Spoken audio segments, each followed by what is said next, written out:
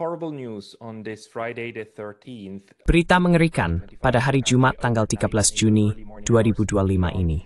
Rupanya, semalam di pagi hari di Iran, rezim teror Israel telah menyerang ibu kota Iran dan lokasi-lokasi lainnya, terutama fasilitas nuklir Iran, dengan kekuatan misil yang belum pernah terjadi sebelumnya. Tampaknya, pesawat jet tempur juga terlibat. Meskipun saat ini masih sangat tidak jelas bagaimana semua ini dilakukan. Satu-satunya hal yang kita ketahui sejauh ini adalah di ibu kota terjadi banyak ledakan. Ada kerusakan parah pada fasilitas nuklir di Natanz. Seberapa parah kerusakannya, kita belum tahu.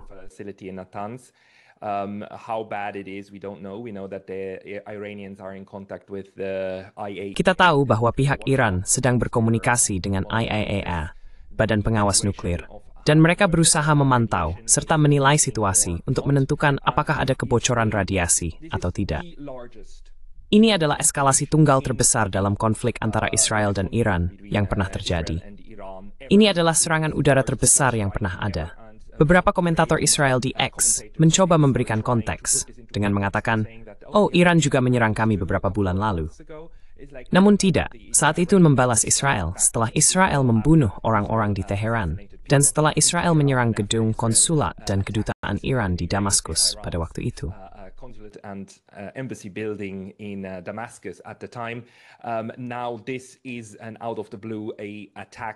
Ini adalah serangan yang benar-benar tiba-tiba, sebuah tindakan perang, tindakan agresi yang nyata, dan tanpa diragukan lagi merupakan eskalasi besar dan mengerikan.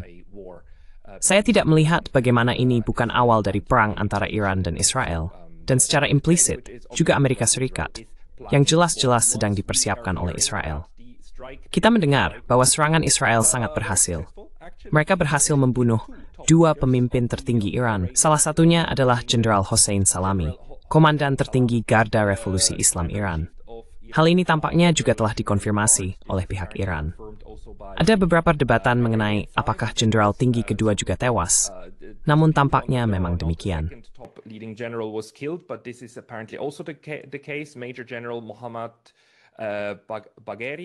Mayor Jenderal Muhammad Bagheri, pejabat militer tertinggi Iran, keduanya tewas.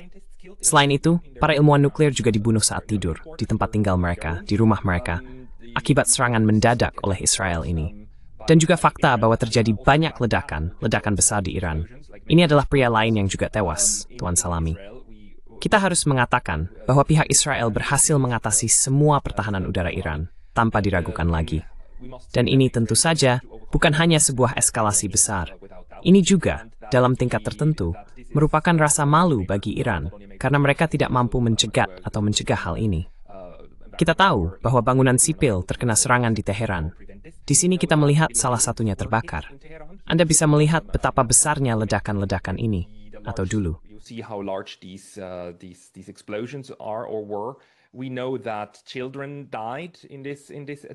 Kita tahu bahwa anak-anak tewas dalam serangan ini.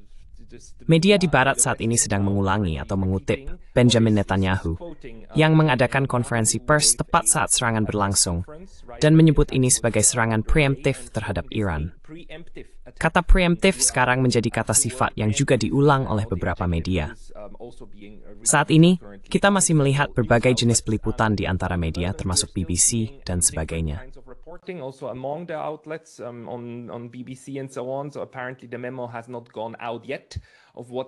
Tampaknya memo tentang apa sebenarnya yang harus disebut sebagai perang agresi terang-terangan ini, serangan terhadap negara anggota PBB lainnya, belum disebarluaskan. Saat ini ada beberapa deskripsi yang beredar, tetapi tampaknya semakin banyak kata preemptive atau pencegahan yang akan digunakan. Tentu saja, kata preemptive mengingatkan pada bagaimana Amerika Serikat membelah serangan ke Irak pada tahun 2003, karena preemptive sebenarnya adalah konsep dalam teori perang yang adil, yang pada tahun 2003 sering digunakan sebagai pembenaran untuk menyerang negara berdaulat lain. Tampaknya Israel kini mencoba membangun narasi yang persis sama, bahwa Iran hanya tinggal beberapa bulan lagi dari benar-benar memproduksi senjata nuklir. Months away from actually producing a nuclear weapon. Mr. Netanyahu, in his Tuan Netanyahu, dalam konferensi persnya, sebenarnya berbicara tentang Iran, yang memiliki kapasitas untuk membangun 9 bom nuklir, dan mengklaim bahwa ancaman ini merupakan ancaman yang segera terhadap Israel. Kata segera sangat penting, karena satu-satunya cara, menurut teori perang yang adil, Anda dapat membenarkan serangan yang disebut preemptif, adalah jika ancaman terhadap negara Anda benar-benar segera. Namun agar ini bisa disebut preemptif dan segera, sebenarnya militer pihak lawan harus sudah pada dasarnya mengerahkan pasukan di perbatasan dan menyatakan niatnya. Jadi ini benar-benar omong kosong, tentu saja. Ini benar-benar omong kosong. Ini adalah agresi tanpa provokasi oleh Israel terhadap Iran.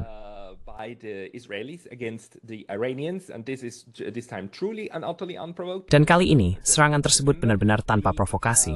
Karena, mari kita ingat, negosiasi sedang berlangsung. Pada hari Minggu, sebenarnya, Tuan Witkoff dari AS seharusnya bertemu untuk ke-6 atau ke-7 kalinya dengan pihak Iran di Oman dan melanjutkan pembicaraan nuklir. Jadi, sementara Amerika masih bernegosiasi dengan Iran, kini Israel memutuskan untuk melakukan serangan. Donald Trump tampaknya baru saja memberikan wawancara pers dan mengatakan bahwa AS tidak terlibat, bahwa mereka telah diberitahu oleh pihak Israel bahwa serangan akan segera terjadi, tetapi mereka sendiri tidak terlibat.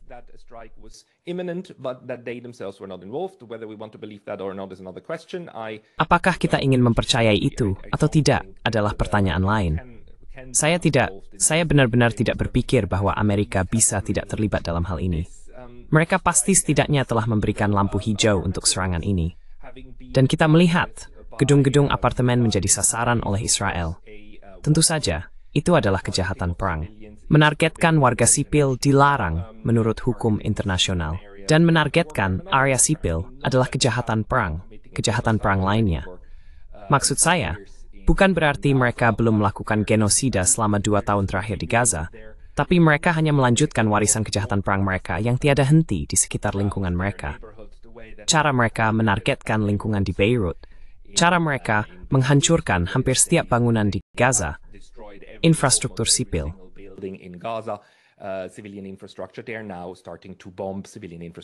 Mereka sekarang mulai mengebom infrastruktur sipil di Iran, di Teheran.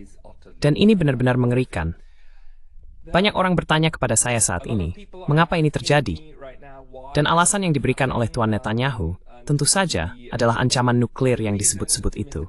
Tetapi ini benar-benar omong kosong. Ini sama sekali tidak benar. Kita tahu bahwa orang-orang Iran telah berulang kali mengatakan bahwa mereka tidak berniat mengembangkan senjata nuklir. Mereka sedang melakukan pembicaraan dengan Amerika. Mereka telah menerima pembicaraan dengan Amerika. Mereka juga bersedia berinteraksi dengan pihak lain. Rusia telah mengatakan bahwa mereka bersedia berinteraksi dengan Iran dan bertindak sebagai perantara. Sebuah kesepakatan dan perjanjian antara semua kekuatan ini untuk mencapai semacam pemahaman tentang isu nuklir sebenarnya sudah sangat dekat.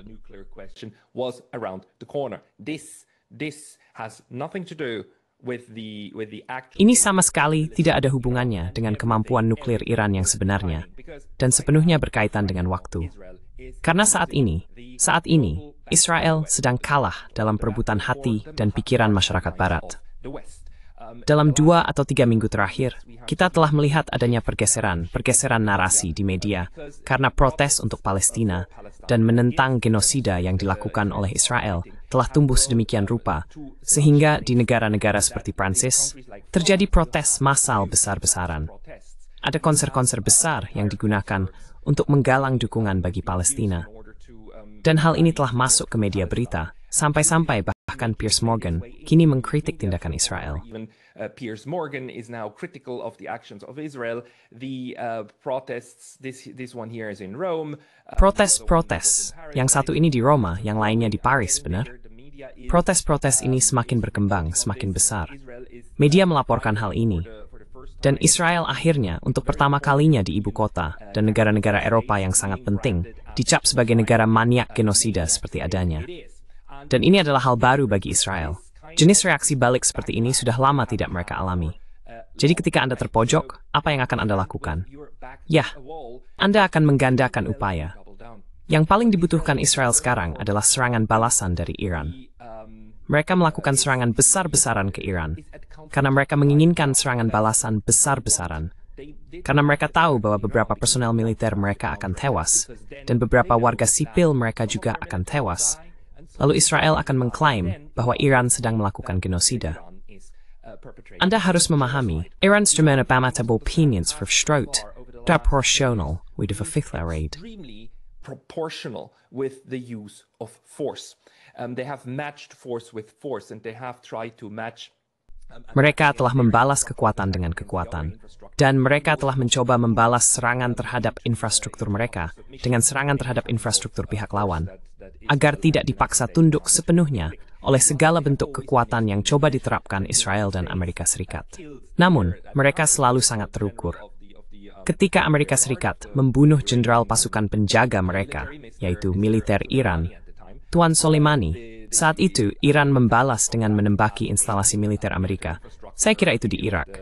Tetapi mereka memastikan tidak ada yang terbunuh, dan mereka berhenti sampai di situ. Ketika Israel menyerang kedutaan Iran di Damaskus setengah tahun yang lalu, Iran membalas ke Israel, tetapi memastikan hanya menargetkan infrastruktur militer. Mereka sangat terukur. They have been extremely measured, but now that Israel actually targeted their. Tapi sekarang, setelah Israel benar-benar menargetkan fasilitas nuklir mereka, bisa dipastikan bahwa Iran akan memilih target serupa di dalam Israel. Israel memiliki reaktor air berat di suatu tempat di salah satu gurun mereka dan mengoperasikan fasilitas semacam itu. Iran bisa menargetkan itu. Jika mereka melakukannya, Israel akan mengklaim bahwa Holocaust nuklir sedang terjadi, dan mereka akan menggunakan seluruh mesin propagandanya untuk menggalang dukungan Eropa dan Amerika agar berperang dengan Iran, karena itu satu-satunya hal yang bisa menyelamatkan mereka. Pada titik ini, Iran dan program militer Iran telah terkena serangan dan terkena dengan parah. Dan ini menunjukkan kepada kita bahwa tampaknya Iran tidak memiliki kapasitas untuk mencegah serangan semacam itu, bahkan ke ibu kotanya, bahkan ke infrastruktur paling kritisnya.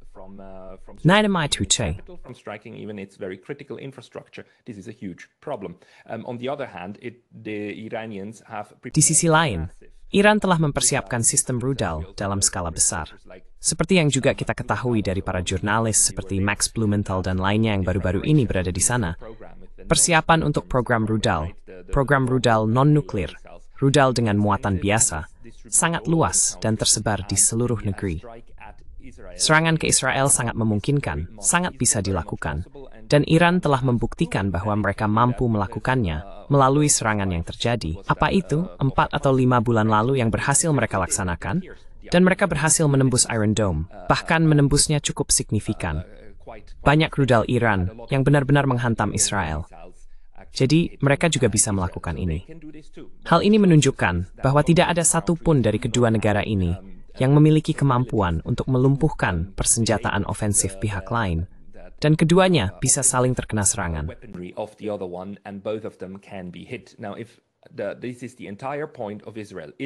Sekarang, inilah inti dari Israel. Israel sekarang sedang menunggu untuk diserang oleh Iran, agar kemudian bisa kembali meningkatkan dukungan tanpa syarat. Satu-satunya hal yang bisa menghentikan Israel saat ini dari kegilaan genosidanya adalah reaksi dari Eropa, dan semoga juga Amerika, yang tidak mereka duga, yaitu mudah-mudahan tidak ada dukungan.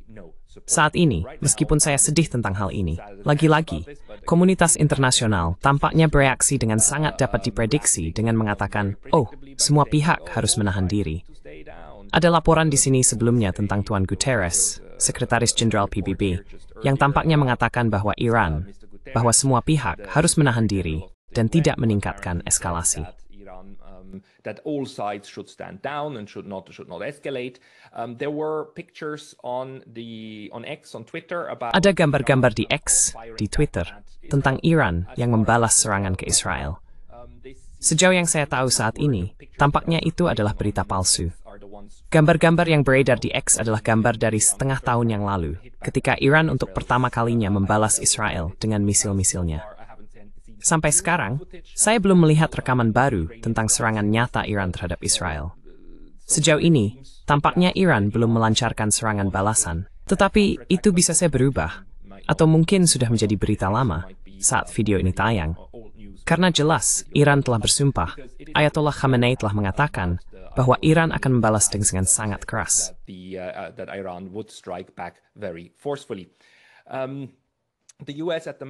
Saat ini, AS kembali menyatakan bahwa mereka tidak terlibat dalam hal ini.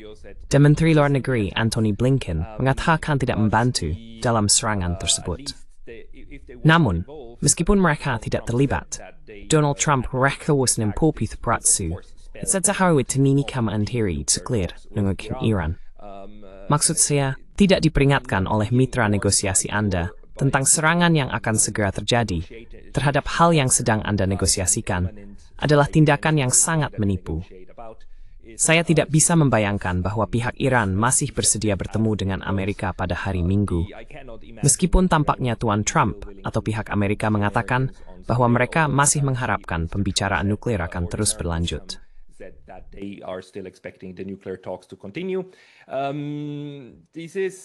Kedua orang ini, keduanya juga jenderal militer yang tewas, dan CNN melaporkan hal ini. Dan saya harus katakan bravo untuk CNN karena telah melakukannya. Bukan yang ini di sini, bukan Tuan Bagheri, tapi Tuan Salami. Pada dasarnya, setara dengan Kepala Staf Gabungan AS, tewas dalam serangan ini. Ini juga merupakan strategi khas Israel, berupa serangan pemenggalan kepemimpinan. Orang-orang Israel suka menganggap diri mereka brilian ketika mereka menargetkan pimpinan militer dan kepemimpinan secara umum dari lawan tim mereka. Mereka Tunisia membunuh setiap pemimpin Hamas. Mereka telah pemimpin Hezbollah. Anang Singh beri pada Hamas.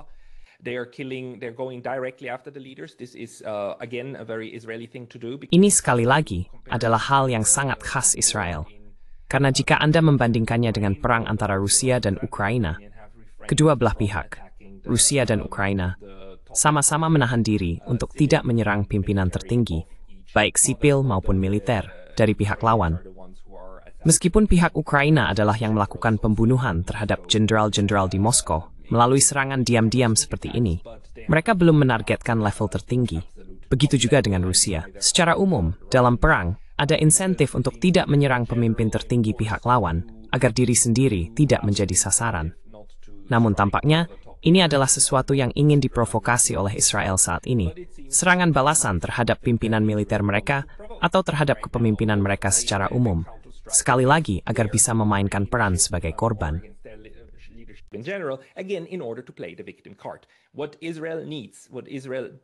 Apa yang dibutuhkan Israel, apa yang diinginkan Israel, adalah kartu korban mereka kembali. Karena mereka telah kehilangan kartu korban itu, setidaknya di Eropa dan juga di Amerika Serikat. Kartu korban itu sekarang sangat goyah, atau semakin tidak berguna, dan mereka membutuhkannya kembali. Jadi yang sedang ditunggu Israel adalah kesempatan untuk bisa kembali memainkan peran sebagai korban. Dan saya yakinkan Anda, saya jamin, saat ini media daring penuh dengan pendukung Israel yang berkata, ya, ini luar biasa, dan kami sedang menyerang jantung kejahatan. Dan begitu serangan balasan datang, dan begitu ada warga Israel pertama yang tewas, mereka akan langsung mengklaim itu sebagai genosida. Secara terang-terangan, langsung, seketika. Dan mereka akan nuntut dukungan serta penundukan dari semua pihak lainnya.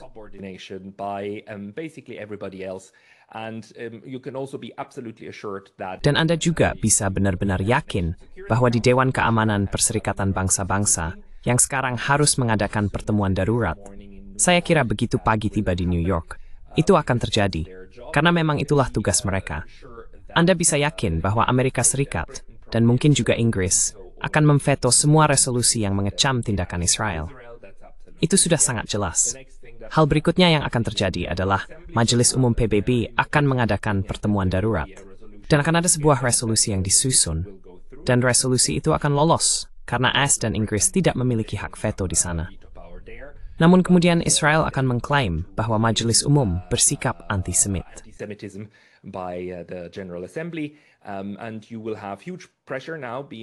Dan sekarang akan ada tekanan besar yang diberikan kepada semua negara Eropa, termasuk negara asal saya, Swiss, untuk menahan diri dari memberikan suara pada resolusi seperti itu, atau untuk memilih menentangnya. Kita akan melihat bagaimana permainan kekuasaan ini berlanjut. Tetapi yang pasti, apa yang akan kita dengar besok pagi dari ibu kota Eropa adalah bahwa mereka akan menyerukan kepada semua pihak untuk menahan diri. Semua pihak harus menahan diri dari melakukan eskalasi. Semua pihak. Inilah yang pasti akan kita baca. Dan jika Iran kemudian membalas terhadap apapun, terutama jika mencoba menargetkan fasilitas nuklir Israel, kita akan melihat apakah media di Israel dan Eropa akan kembali berpura-pura bahwa ini adalah serangan tanpa provokasi.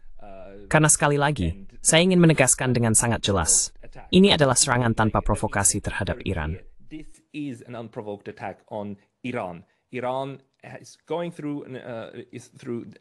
Iran sedang menjalani negosiasi dengan Amerika. Mereka sedang berbicara, mereka bersedia untuk berdiskusi, dan mereka telah berulang kali mengatakan bahwa mereka tidak berniat memiliki bom nuklir. Serangan oleh Israel di sini adalah sebuah eskalasi agar Israel bisa keluar dari bencana besar yang mereka ciptakan sendiri, karena mereka tidak bisa lagi mengendalikan situasi ini. Mereka tidak bisa menghapus fakta bahwa mereka sedang melakukan genosida terhadap rakyat Palestina.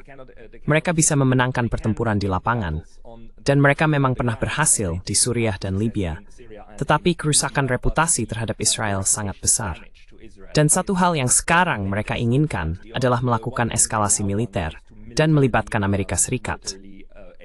Dan kalau bisa juga beberapa negara Eropa merampang Prodememswaris Verhavsrike demi Vedpol and Stekth Rampich ingin Pultama. Even so much as dares to think about opposing them. This is a fanatic. Ini adalah rezim fanatik, fasis, dan mereka sekarang kembali berada dalam posisi yang sangat-sangat terpojok. Jika pihak Eropa tidak bereaksi seperti yang diharapkan Israel, terutama jika Amerika tidak bereaksi seperti yang diharapkan Israel, maka mereka akan menghadapi masalah yang lebih besar lagi. Jadi, banyak hal yang akan terjadi sangat bergantung pada jawaban Iran. Apakah mereka mampu merespons? Dengan cara seperti apa? Dan bagaimana mereka sekarang juga akan bernegosiasi, tentu saja, dengan sekutu-sekutu mereka, dengan Rusia, serta keputusan politik apa yang akan diambil terkait bagaimana serangan ini akan dibalas. Kita juga harus mengatakan bahwa kita belum keluar dari masalah karena saya juga harus menunjukkan ini kepada Anda. Pihak Israel secara resmi menyatakan bahwa ini bukan hanya operasi satu hari.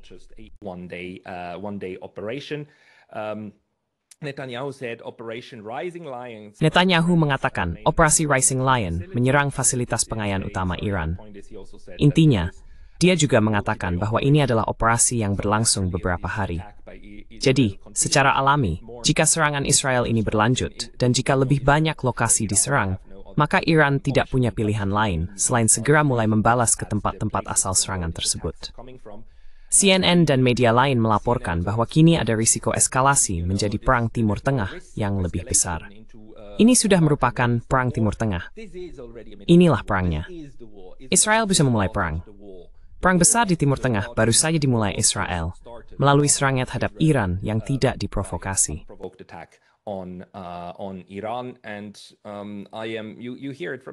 Dan Anda mendengarnya dari saya.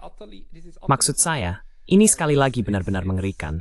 Ini sekali lagi adalah perang yang tidak perlu, sepenuhnya dan benar-benar bisa dihindari. Dilakukan oleh rezim apartheid genosida yang penuh ketidakadilan, yang sekarang mencoba menyingkirkan salah satu lawan terbesarnya.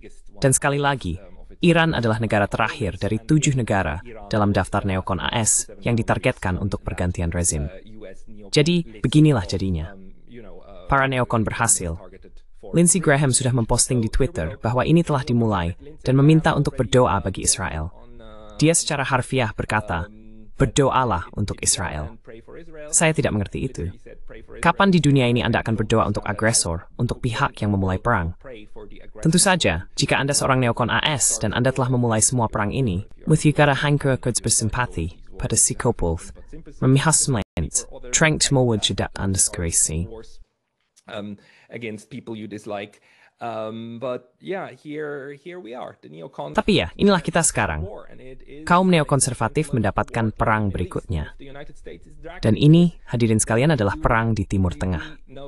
Dan jika Amerika Serikat terseret ke dalamnya, maka kita tahu bahwa satu-satunya sisi positif adalah akan ada perpanjangan umur bagi Taiwan.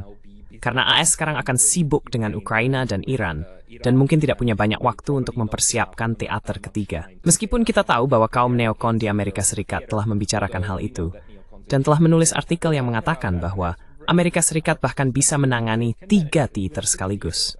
Bukan, orang-orang ini benar-benar sakit. Mereka sakit sampai ke akar, bukan hanya rusak secara mental, tapi juga sakit secara psikologis sampai ke inti.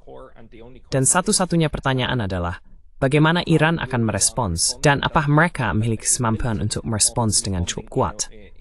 Agar ini bisa dihentikan.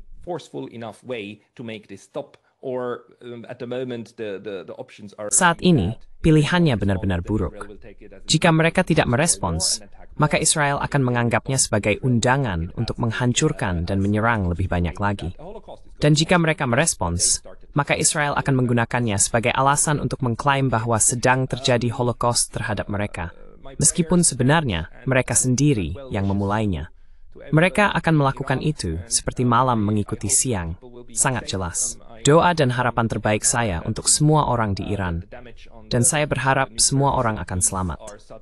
Saya benar-benar berharap dari lubuk hati saya bahwa kerusakan pada fasilitas nuklir tidak menyebabkan kebocoran radiasi nuklir, dan bahwa ini akan segera berhenti, serta korban sipil akan seminimal mungkin. Namun saya tidak melihat bagaimana ini belum menjadi awal dari perang besar berikutnya di Timur Tengah. Masa-masa sejak Teriji Sang 11.